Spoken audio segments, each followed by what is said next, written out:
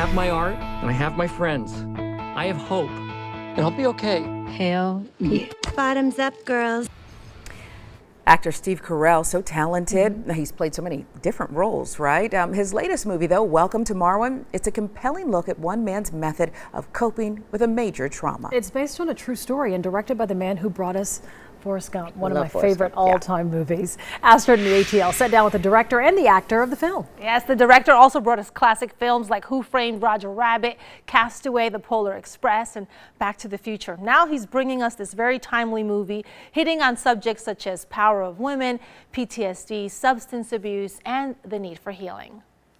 Hey, looking good.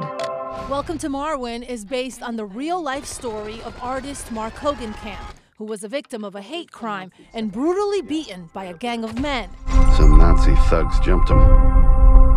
It's a miracle he survived. With little money to afford therapy, he created a small town with miniature doll versions of himself, his friends, and his attackers as a way to cope. The world-famous Marwen. I sat down with actor Steve Carell, who plays Mark. How impactful do you think that was to him to be able, to find the safe space where he can be himself? They weren't judging him and saying, hey, look at this guy in the corner, don't go by him. No, it's everything, I think, and for him, for the real Mark, all of those people, for the most part, were female. The person who found him when he had been left for dead, essentially, was a woman. And people who nursed him back to health were women, and women became the people he trusted most in life. And yeah, I think that's incredibly important for anyone, especially someone going through a real trauma, to have a support system, to have a group of people that will just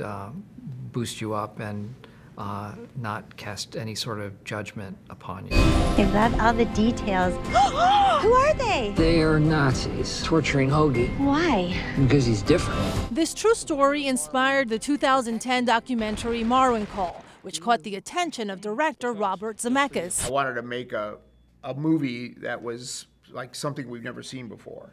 And what struck me about Mark Hogenkamp's story was his vivid imagination and these elaborate stories that were going on in his mind as he was setting up these photos that he was taking. And I thought what would be really interesting is to, bring the audience into his mind's eye and bring that world of his to life.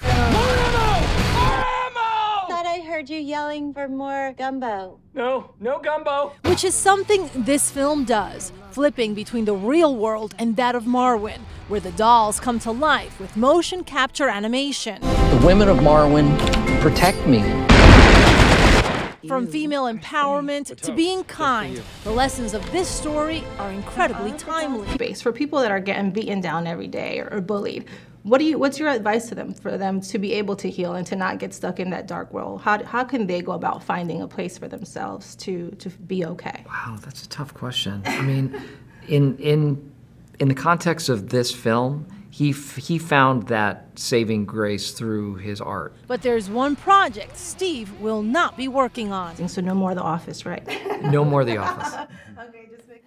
So the film comes out Friday. It also stars Janelle Monáe, Isa Gonzalez, and Diane Kruger. Yes, I heard you say, oh man. Yeah. I didn't discover The Office until he went into syndication. He is so funny on that TV show. He's so politically incorrect and terribly funny.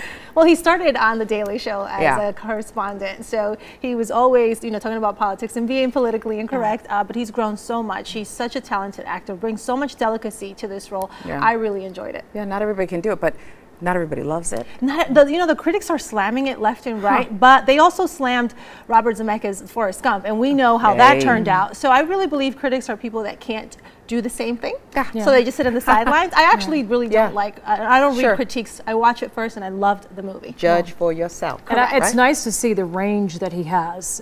He's just impressive. Yeah. All right, well, go to the movies and see it. All right.